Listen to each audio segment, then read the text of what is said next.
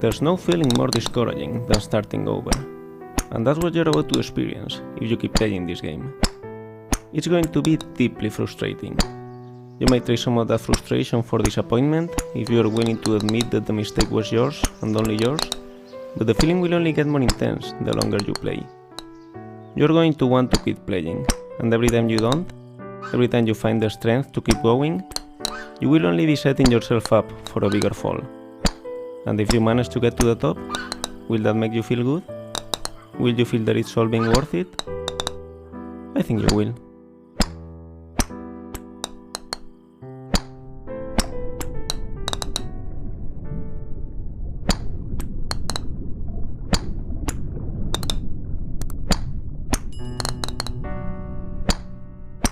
Feel free to stop playing whenever you want. Your progress will be saved automatically. Your dose of progress too.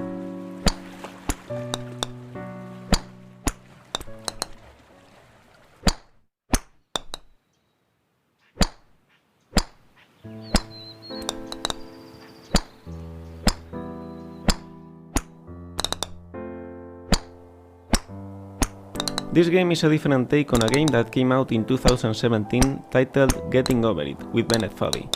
The author of that game, Bennett Foddy, was an Australian designer known at the time as the father of intentionally bad controls.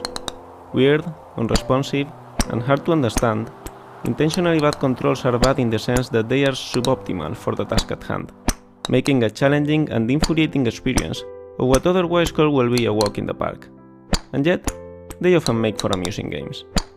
In Getting Over It, your task is simply to climb up a mountain, but dragging yourself with a hammer while sitting inside a cauldron.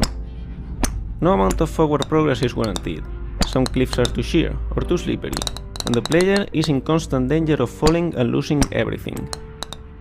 I watched a video of Bennett Foddy playing his own game, and it was interesting to see how erratically he approached his own challenges. He knew it was possible to overcome them, and he knew the movements he needed to execute, so he will make an attempt, but he will fail, without a clear reason why. So he will try again, exactly the same movements he attempted the first time, and he will repeat this process until, eventually, it actually worked, giving the impression that the challenge was more about perseverance and luck than precision.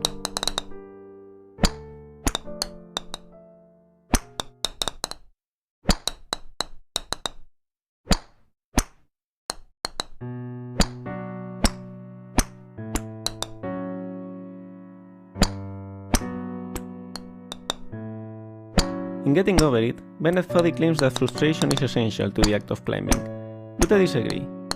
Frustration might be essential to having a real challenge, an obstacle that you are not guaranteed to be able to overcome, but the act of climbing itself can be enjoyable.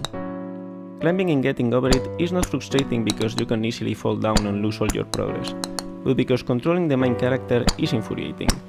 Of course, falling and losing all your progress is also frustrating. But the worst part is not that you have to climb it all over again, it's that you have to fight with the controls while doing so. This game is pretty much like Getting Over It. You need to climb up a wall made of pre-made assets while the game creator talks to you about the game itself. And the point of the game is built around the fact